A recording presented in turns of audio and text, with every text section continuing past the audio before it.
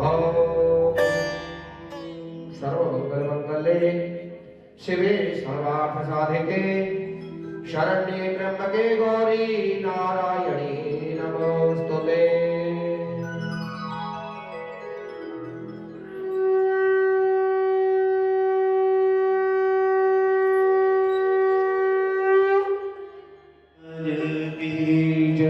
सत्य सनातन आज श्री हनुमान चालीसा जी का पाठ, जो कि इससे पहले 182 बार हो चुका है, और आज हम 183वें श्री हनुमान चालीसा पाठ में प्रवेश करेंगे। बोलिए राजा रामचंद्र महाराज की जय। अर्थ संघानाम रसानाम छंदसामपि मंगलानाम जयकर्तारौ वंदे वाणी विनायकः।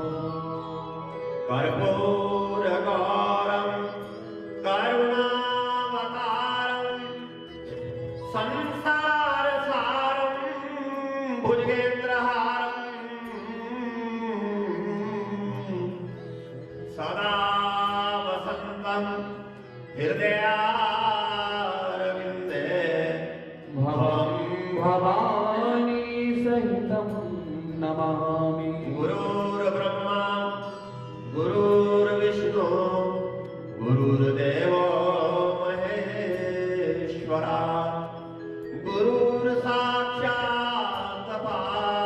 परब्रह्म तस्मै श्री गुरुवे नमः। अब श्री राम जय राम जय जय राम। जय राम जय राम श्री राम जय राम जय जय राम। बोलो श्री राम जय राम जय जय राम। श्री राम जय राम जय जय राम। राम जय राम जय जय राम। जय जय विघ्नहरण हनुमान। जय जय विघ्नहरण हनुमान। भक्ति लगन जान के सुमिरो पवन कुमार। बल बुद्धि विद्या देहो कोई हरो करे से विकार सियावर राम जय जय राम। मेरे प्रभु राम जय जय राम। राम जय हनुमान ज्ञान बुद्ध सागर। जय कपीश देहो लोक उजागर। राम दूत अतुलित बल धामा। अंजन पुत्र पवन सुत नामा। महावीर विक्रम बजरंगी। हाथ वज्र ध्वजा विराजे। ओ कांधे मूंज जनेऊ साजे। शंकर मोहन केसरी नंदन। तेज प्रताप महाजन वंदन। विद्यावान गुणी अति चातुर। राम काज करबे को आतुर। प्रभु चरित सुनिबे को रसिया। राम लखन सीता जगतियां जोता वाली माता कोई सदा दी जय। यहाँ पे बहुत सारी माताएं बैठी हैं, उनकी भी जय। क्योंकि आपका आज बहुमत है। मैं देख रहा हूँ 20% पुरुष है और 80% महिलाएं हैं, तो माताओं का बहुमत है। तो माताओं को भी नमन। आज का युवा संस्कार विहीन हो रहा है। वो शब्द मैं ठीक करना चाहूँगा। उस समय आज का युवा संस्कार विहीन हो रहा था। आज बहुत सा युवा संस्कारवान बन चुका है। यही उपलब्धि है। अभी आपने लास्ट में राम नाम की माला जपी। पहले मैं राम की व्याख्या करूँगा, फिर आपसे पूछूंगा कि आपने कितनी माला जपी। राम शब्द क्या है? राम संबोधन है, राम उद्बोधन है, राम संवेदना है। संवेदना कब है? जब किसी के घर में कोई दुखद समाचार आता है, राम राम राम, ये संवेदना है। और निरंतर राम राम बोलना संकीर्तन है। राम शब्द कहाँ से आया? संस्कृत की दो धातु को राम बोलते हैं, एक है रम और एक है घम। जो संस्कृत के विद्यार्थी हैं, मैं संस्कृत का विद्यार्थी नहीं हूँ, लेकिन जो सुना है वो मैं आपको बता रहा हूँ। रम का अभिप्राय समाया और घम का है व्यापक। जैसे आकाश व्यापक है, समुद्र व्यापक है, समुद्र की गहराई व्यापक है, ब्रह्म तत्व व्यापक है, ईश्वर व्यापक है, लेकिन माया सीमित है। जो हर जगह विराजमान है, व्यापक है, वही राम है, वही श्याम है, वही कृष्ण है, वही हनुमान है। लेकिन आपके भाव, आपकी भक्ति रस का स्तर निर्णय करता है। क्योंकि बहुत से लोग इस प्रकार के झगड़े में पड़ते हैं, मैं तो कृष्ण भक्त हूँ, मैं तो राम भक्त हूँ। अरे सब उसी तत्व का एक ही नाम है, वही तत्व मेरे हृदय में और आपके हृदय में भी समाया हुआ है।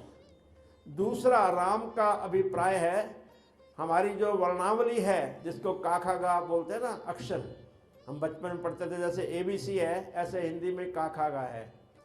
रा शब्द उस वर्णावली में 27वें स्थान पर है और आ शब्द दूसरे स्थान पर और माँ शब्द 25वें स्थान पर। इन दोनों का टोटल करें 54। आप कभी भी राम नहीं बोलते, आप बोलते हैं राम राम। आपने 54 + 54 108 बार एक माला जप ली। अभी भी गांवों में शहर बदल चुके हैं, शहरियों के चरित्र बदल चुके हैं। अगर कोई काम करने वाला या काम करने वाले घर में आपको राम राम कहे तो व्यक्ति संकोच से जवाब देता है। अगर वह बोले गुड मॉर्निंग, हाँ ठीक है, गुड मॉर्निंग गुड मॉर्निंग। समय बदल चुका है। आज भी गांव में जाओ, वो आपको जानता नहीं है, आप परिचित नहीं है। पहली बारी उस ग्राम में आप गए हैं, उनके मुंह से निकलेगा राम राम भाई राम राम, और आप मजबूर हो जाओगे उसका जवाब देने के लिए, राम राम भाई राम राम। ये प्रथा मात्र हिंदुस्तान, हमारे प्यारे भारत के अंदर है। इसके पीछे रहस्य हैं, इसके पीछे गहरे संदेश हैं। लेकिन दुर्भाग्य की बात है कि जो आज पाश्चात्य जीवन की ओर हम जा रहे हैं, ठीक है, बदलाव की ओर जाना चाहिए। कहते हैं बदल के रंग को तस्वीर बदल देते हैं, कमां से निकला हुआ तीर बदल देते हैं, तुझसे तेरे आंसू न बदले अबदा परवर, बदलने वाले तो तकदीर बदल दे। बदलाव आवश्यक है, परिवर्तन। सृष्टि बदल रही है, आज के दिन बदल रहे हैं, रात बदल रही है, समय बदल रहा है, पृथ्वी बदल रही है, हर चीज बदल रही है। लेकिन जहाँ तक ईश्वर है, ईश्वर नहीं बदलता, क्योंकि उसका प्रेम आपके प्रति आपके कर्मानुसार घटता बढ़ता है। अगर आपने अच्छे कर्म किए तो ईश्वर आपके और नज़दीक आता है। लेकिन आज आपने, मैंने बोला ना, राम और राम 2 बारी कहने से आपकी 2 माला हो गई। अब आपने 108 बारी राम राम राम राम राम राम 1। अब इसकी ज़रा गिनती घर जाके करना, कैलकुलेटर लेके बैठना, क्योंकि हर आदमी की फिगर अलग अलग आएगी। यही असंख्य, ईश्वर असंख्य है, अतुलनीय है, जिसकी गिनती नहीं की जा सकती। धन्य है ये पृथ्वी जहाँ ये मंदिर बना है, मेरा और हमारे गोसाई जी का, प्लस हमारे जितने भी पुराने मेरे ट्रस्टी बैठे हैं इस मंदिर के, बाल्यकाल से हमारा इस मंदिर से 182 जगह पे अभी तक पाठ हो चुका है। आज भी 4 जगह मेरे पास सूचना आ चुकी है। एक हमारे जामपुर शिव मंदिर में हर मंगलवार को होता है, एक रिहेबिलिटेशन सेंटर है रेलवे स्टेशन के पास, और हमारी ज्योत्सना बजाज जी बैठी हैं, ये ऑनलाइन आज 25 महिलाओं ने 11 बारी किया। ये चौथा स्थान है। एक टंडन साहब का है, इनकी फैक्ट्री में भी लगभग 78 मुलाजम डेली, कर्मचारी डेली 2-2 बार पाठ करते हैं। तो 5 स्थान पर हर मंगलवार को हो रहा है। ये क्या है? ये ईश्वर कृपा है। तो यदि आप राम शब्द को निकाले हनुमान चालीसा पाठ में, आपका मन गदगद हो जाएगा कि तुलसीदास जी ने वैसे तो हनुमान जी को प्रसन्न करने के लिए ये गुटका लिखा हनुमान चालीसा, क्योंकि हनुमान चालीसा का नाम ही हनुमान है, हनुमान चालीसा लिखा क्योंकि 40 चौपाइयाँ हैं। लेकिन वर्णौ रघुवर विमल जस जोदायक फल चार, यहाँ किसको वर्णन कर रहे हैं? रघुनाथ को, यहाँ राम को। तुलसीदास जी बहुत ही चतुर, बहुत ही इंटेलिजेंट संत थे। उन्हें पता है कि हनुमान जी तब प्रसन्न होंगे जब मैं राम की गाथा गाऊंगा। तो राम को प्रसन्न करने के लिए प्रारंभ में कह दिया, वर्णौ रघुवर विमल जस जो दायक फल चार। देखिए, ये इसी को रहस्य कहते हैं। आज बहुत से हमारे मित्र हैं, बड़े वरिष्ठ हैं, कई पदों पर हैं, लेकिन वो ग्रंथों की गहराई में नहीं जाते हैं। एक विद्यार्थी अच्छा विद्यार्थी बनना चाहता है तो उसके लिए भी इसके अंदर संदेश है, विद्यावान गुणी अति चातुर, विद्यावान गुणी अति चातुर, राम काज करी वेको आतुर, राम काज करी वेको आतुर। एक विद्यार्थी जो शिक्षा ग्रहण करने के लिए नया विद्यार्थी बन के जाता है, उसे सर्वप्रथम क्या जानना चाहिए? उसको जानना चाहिए गुरु का अभिप्राय क्या है, गुरु किसे कहते हैं। सबसे पहला शब्द क्या है? श्री गुरु चरण सरोज रज। यदि विद्यार्थी को गुरु तत्व का रहस्य मालूम हो गया, वो बच्चा कभी भी फेल नहीं होगा। क्यों? गुरु है कौन? गुरु कहते हैं जो हमें अंधकार से प्रकाश की ओर ले जाए, अज्ञान से ज्ञान की ओर ले जाए, भौतिकवाद से प्रकृतिवाद की ओर ले जाए, बाहरी जगत से आंतरिक जगत की ओर ले जाए। क्योंकि जीवन का लक्ष्य अंदर जाना है, बाहर जाना नहीं है। यदि उस विद्यार्थी को गुरु तत्व का भी अभिप्राय मालूम हो गया, वो जीवन के अंदर कभी असफल नहीं होगा। एक एक शब्द आप किसी चौपाई पे कर लो। अब मान लो जी, आप बहुत सी हमारी बहनें खूबसूरत बनने के लिए मेकअप करती हैं, सभी करते हैं। अब इसमें मेकअप का भी जिक्र आता है। अब वो क्या कहते हैं? कंचन, बालों को क्या बोलते हैं? कानन कुंडल कुंचित केसा। अब हेयर स्टाइलिस्ट भी है हनुमान जी। कुंचित किसे कहते हैं? घुंघराले वालों को बोलते हैं। कानन कुंडल, कानन के अंदर सब डाल के आती है कुंडल वगैरह या कुछ। तो कांधे मूंज जनेऊ साजे, यहाँ पर मूंज कहते हैं बाण को, बाण की चारपे होती है ना, वो अपने शरीर को कष्ट देने के लिए कि मुझे नींद ना आ जाए मेरे ठाकुर की सेवा करते करते, इसलिए मूंज का जनेऊ डालते हैं। आज व्यक्ति आराम प्रस्त हो गया है। एक गुरु अर्जुन दास हुए, 10 गुरुओं में एक गुरु अर्जुन दास हुए, सिखों के गुरु। वो जब रात को ध्यान में बैठते थे, अपने बालों को ऊपर किल्ली होती, किल्ली यहाँ कपड़े टाकने के लिए किल्ली, वो अपने केशों को किल्ली से बांध देते थे। कहीं रात को मेरी प्रार्थना करते हुए, मेरी आराधना में, मेरी साधना में मुझे नींद ना आ जाए, मेरे बाल खींचेंगे, मैं जाग जाऊंगा। ये है इबादत, ये है प्रार्थना, ये है समर्पण। 2 व्यक्ति ऐसे हैं जो आजीवन अपने मालिक के साथ रहे। एक है मंथरा, मंथरा तो आप सब जानते होंगे, सब जानते हैं, बुरे आदमी को सब जानते हैं। एक है हनुमान जी, ये आजीवन अपने मालिक के साथ रहे। अंतकाल रघुवरपुर, तो जब वनवास पूरा हो गया, सब लोग वापस भेज दिए गए। विभीषण वापस आ गया, अंगद वापस आ गए, और हमारे सुग्रीव जी वापस आ गए, नल नील आ गए, जामवंत आ गए, सभी वापस भेज दिए। लेकिन हनुमान जी प्रभु के चरणों में रहे। उधर से मंथरा भी आजीवन कैकेयी के पास रही। अब दोनों में क्या अंतर है? एक भक्ति रस है, एक स्वार्थी है, एक लोभी है। जब भगवान राम को वनवास हुआ तो उस समय 3 व्यक्ति थे।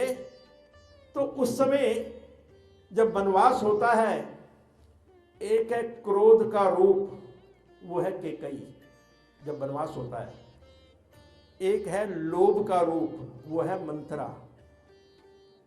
और एक है काम का रूप, वो है दशरथ। दशरथ काम का रूप क्यों है?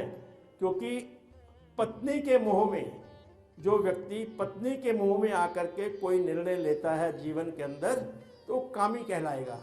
कामी नारी प्यार जिमी लोभई जिमि दरदाम, तिमि रघुवीर निरंतर प्रिय लागौ मोहि राम। अब भक्त क्या कह रहा है कि हे प्रभु, जैसे कामी नारी को प्यार अच्छा लगता है, लोभी को पैसा लगता है अच्छा, ऐसे ईश्वर मुझे भी आप अच्छे लोग।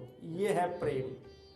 तो वहां पर क्या है, जब लोभी कौन है? मंथरा। कामी कौन है? दशरथ। और इसका बताया अपना कैकेयी का क्या बताया? लोभी नहीं, क्रोधी। क्रोधी। अब कौन चला गया? 3 व्यक्तियों के कारण 3 लोग गए। कौन गया? शांति गई। शांति कौन है? सीता। धर्म गया। धर्म कौन है? राम। और सेवा गई, क्योंकि जहां सेवा होगी वहां कभी भी क्लेश नहीं होगा। सेवा गई। सेवक कौन है? लक्ष्मण गया। ये घर घर की कहानी है, लेकिन हम दुर्भाग्य की बात है कि इन ग्रंथों के रहस्य में जाते नहीं हैं। हम अब कहते हैं सुमति कुमति सबके उर रहे, ये बड़ी सुंदर चौपाई है। इसके ऊपर विवेचना किसी संत ने बहुत अच्छी की है। कुमति सुमति ये दोनों बहनें हैं। एक बारी दोनों बहनें ब्रह्मा के पास गई कि हे प्रभु, हम आपकी संतान हैं।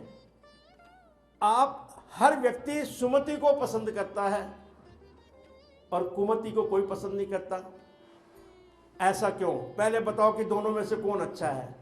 अब ब्रह्मा ने तो पूरी सृष्टि को रचा है, वो कैसे कह दे तू अच्छी है तू अच्छी है? धर्म संकट में पड़ गए। बोले ठीक है, एक काम करो, तुम दोनों थोड़ा दूर जाओ, वापिस आओ। वापिस आए। बोले अब बताओ। बोले तुम दोनों अच्छी हो। कहना वो कैसे? कहने सुमति तुम जब आ रही होती हो अच्छी लगती हो, कुमति तुम जा रही होती हो तो अच्छी लगती हो। तो ये सबके मन में है। अब देखो, लंका के अंदर कुंभकर्ण भी रहता है और विभीषण भी रहता है। कुंभकर्ण सोता है, विभीषण भी सोता है, वो नहीं जागता है। क्योंकि जैसे ही हनुमान जी लंका के अंदर प्रवेश करते हैं और विभीषण के द्वार, ताई समय विभीषण जागा। सोया है तभी तो जागा है, वो भी सोता है। लेकिन फर्क क्या है? उसने हनुमान की शरण ली, इसलिए जीवन के अंदर भी वो जागा। किसके कारण? हनुमान जी के कारण। और कुंभकर्ण ने किसकी शरण ली? रावण की। यह है पाप और पुण्य का अंतर। पापी व्यक्ति के सानिध्य में यदि आप रहोगे तो आपका भी जीवन कुंभकर्ण की तरह होगा। सोते तो हम भी हैं, सभी सोते हैं। कोई ईश्वर की लीला को या आपके शरीर का कोई निर्माण ऐसा है, कोई 4 घंटे सोता है क्योंकि उसको सुषुप्ति अवस्था कहते हैं। उसके बाद स्वप्न अवस्था शुरू रहती है। कोई 5 घंटे सोता है, कई 11-11 घंटे भी सोते हैं। वहाँ यहाँ भी कई बैठे होंगे ऐसे, क्योंकि वो आपकी जीवन शैली के ऊपर निर्भर करता है, आपके खान पान के ऊपर निर्भर करता है। लेकिन हमारे शास्त्रों के अनुसार औसत सोने की जो समय है वो 4 घंटे है। साधु संत ऋषि मुनि 4 घंटे सोते हैं। उसके बाद वो स्वप्न अवस्था में जैसे जाने लगते हैं उड़ जाते हैं, क्योंकि वही समय होता है ईश्वर की आराधना करने का। संसारी लोग बहुत से ऐसे हैं जो आचरण से संत हैं। बहुत ऐसे लोग हैं, सुबह 3 बजे उठ के 4 बजे उठ के देखता हूँ, कई बार व्हाट्सएप आते हैं, अच्छे व्हाट्सएप आते हैं। तो इसका वो भी हमारे राधे श्याम जी बैठे हैं, भगत आदमी है, बिल्कुल राधे राधे करते रहते सारा दिन। ये भी ईश्वर कृपा इनके ऊपर है। तो मेरा कहने का मतलब है कि राम को आप साधारण मत समझो। अब आ रही है 22 जनवरी को, क्या है जी 22 जनवरी को? 500 साल की इंतजार के बाद मेरा प्यारा राम लल्ला एक टेंट से जाकर के महल में विराजने वाला है, इसलिए 5 दिए जलाने हैं। इसमें 2 दिए कहाँ जलाने हैं? 2 दिए जलाने हैं घर के अंदर मंदिर के आगे, 2 किवाड़ के बाहर, और 5वां जलाना है अपने माँ तुलसी के आगे। अपनी परंपराओं को मत भूलो। हनुमान चालीसा पाठ चलता रहेगा। लाखों करोड़ों अरबों लोग आए, पढ़ के चले गए, कोई नई संतान आ रही है, नए लोग जुड़ रहे हैं, लेकिन जो अपनी संस्कृति, अपनी परंपराओं, अपने रीति रिवाजों को, अपने पर्वों को, अपने उत्सव को भूल जाता है, वो देश या वो पीढ़ी आने वाले दिनों में एक बहुत बड़ा देश के लिए खतरा होता है। हम कह रहे हैं हम तो बनने वाले विश्व गुरु, लेकिन विश्व गुरु बनने में कोई कमी नहीं है।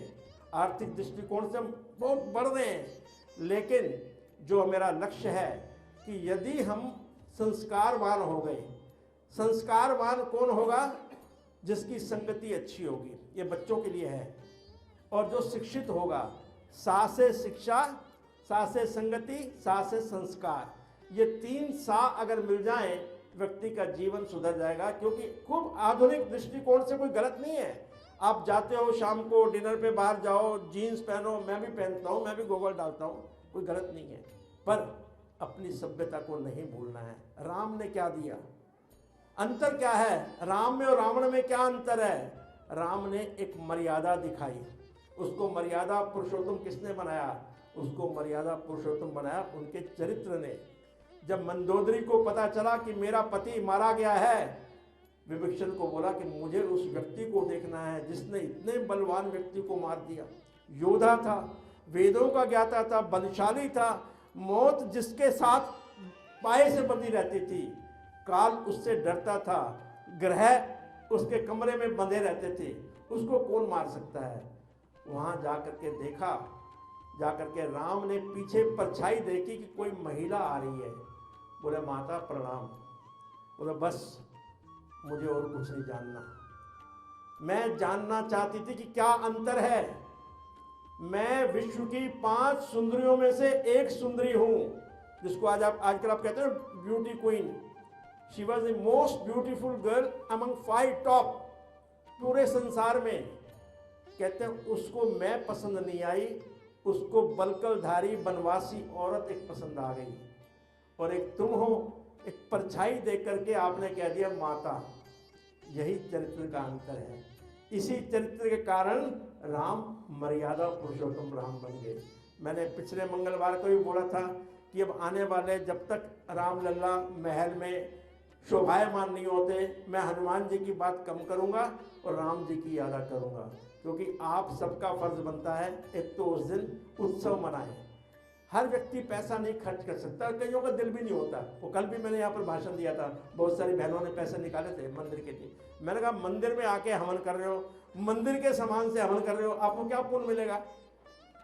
भाई आर्य समाज में भी आप ये बताया करो लोगों को कि आप रेगुलर जाते हो कि भाई अपनी कुछ सामग्री लाया करो, कुछ घी लाया करो। आपने मंदिर का पैसा लेकर के यज्ञ किया, उसका क्या फायदा? सब पर पैसे लेके गए। चाहे 100 रुपये दो, 50 देने की आदत डालो। जीवन में ये मंदिर किस लिए है? ये समाज कल्याण के लिए है। अब इन पंडितों की तनख्वाह आप पूछोगे, आपको तो पता भी नहीं होगा, 5-5 हज़ार रुपये तनख्वाह होती है। क्या इससे जीवन यापन हो सकता है व्यक्ति का? नहीं। फिर भी 10 सड़ा हुआ नोट निकालेंगे। वो मुश्किल से 50 का दे दिया तो बहुत ही उदार हो जाओ। यही इनकी संतान हमारे ग्रंथों को, हमारे शास्त्रों को, हमारे आने वाली पीढ़ी को समझाएगी, क्योंकि इनका प्रोफेशन है। ब्राह्मण का कर्तव्य क्या है? ब्रह्म तत्व की जानकारी देना। वे विप्रवर हैं, ये पंडित हैं। हालांकि कहते हैं ना, पंडित और मशालची दोनों सूझे नाई, आपन को कर चांदना और अंधेरे माई। ये खुद तो अंधेरे में रहते हैं, औरों को चांदना करते हैं, लेकिन हमारा भी कुछ कर्तव्य है समाज के प्रति, ये भी ध्यान रखना है। एक और सूचना देना चाहूँगा, 28 तारीख को आपके बिल्कुल पड़ोस में दशहरा ग्राउंड में, न्यू कॉलोनी में एक भव्य शोभा यात्रा, बहुत ही भव्य, आपने जीवन के अंदर वैसी शोभा यात्रा नहीं देखी होगी। हमारे यशपाल ग्रोवर जी यहाँ बैठे हैं, जिनके माध्यम से वो उसकी तैयारी हो रही है। वहाँ पर वृंदावन से 100 साधु आ रहे हैं। राम दरबार होगा, राम दरबार की झांकी होगी, 15 घोड़े होंगे, 5 ऊँट होंगे, 51 बैंड वाले होंगे, ढोल वाले होंगे, ड्रम वाले होंगे, बीन वाले होंगे, बांसुरी वाले होंगे, दुनिया भर का कोई सा भी बैक पेपर जो बैंड होता है वो होगा, दुनिया भर के म्यूजिशियन वहाँ पर होंगे। और आर्य समाज की सुंदर झांकी यज्ञ करते हुए 6 घंटे हमारे बहुत ही सुंदर, जिसमें स्वामी दयानंद जी, हमारे योगीराज भगवान कृष्ण और मर्यादा पुरुषोत्तम राम शोभायमान होंगे। ऐसे एक झांकी होगी जिसमें हमारे रामायण के अंदर जितने भी साधु संत आते हैं, गुरु वशिष्ठ आते हैं, विश्वामित्र हैं, शतानंद हैं, भारद्वाज है, ऋषि भारद्वाज है, सुतीक्षण हैं, इनके संदेश भी होंगे। तो हमारे युवा बच्चे नाच करते हुए, हमारे डोल ड्रम होंगे, पंजाबी भंगड़ा होगा, महिलाओं की मंडली होगी, एक डीजे होगा, पुरुष का बैंड होगा, पुरुष की मंडली होगी। और स्वामी ज्ञानानंद जी, आप भली भांति उनसे परिचित हैं, वो रथ के ऊपर शोभायमान होंगे। 12 बजे से 2 बजे के बीच में वो बैठेंगे। 2 बजे के बाद स्वामी ओमानंद जी हैं, स्वामी धर्मदेव जी के शिष्य हैं, वो बैठेंगे। यहाँ से लगभग 11 बजे हम चलेंगे दशहरा ग्राउंड से, न्यू कॉलोनी मोड़। ये आपके प्रांगण में हो रहा है, आपके नज़दीक हो रहा है।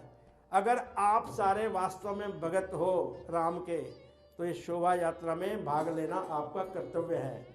घर में उत्सव मनाते हो, पुत्र की शादी है, ये वाली बोतल घेरना, ये वाली बोतल घेरना, इन्हें वास्ते बोतल घेरना हो ना, रूअफ़ज़ा के ले आओ, कुछ तो सेवा करो वहाँ करके।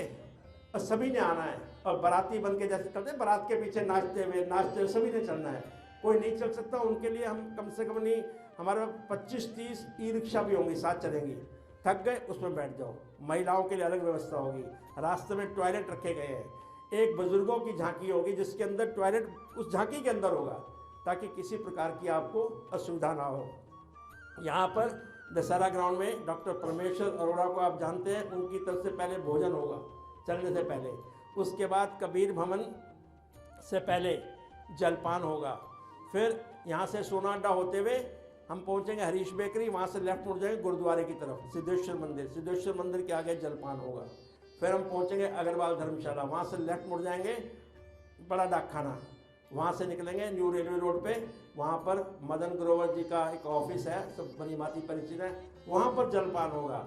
और रास्ते में खूब, इसमें सारे हमारे गुरुओं के एमएलए आ रहे हैं, सुधा यादव जी आ रही हैं, मुझे आशा है कि मुख्यमंत्री जी भी आएंगे, क्योंकि अभी कंफर्मेशन नहीं मिली है।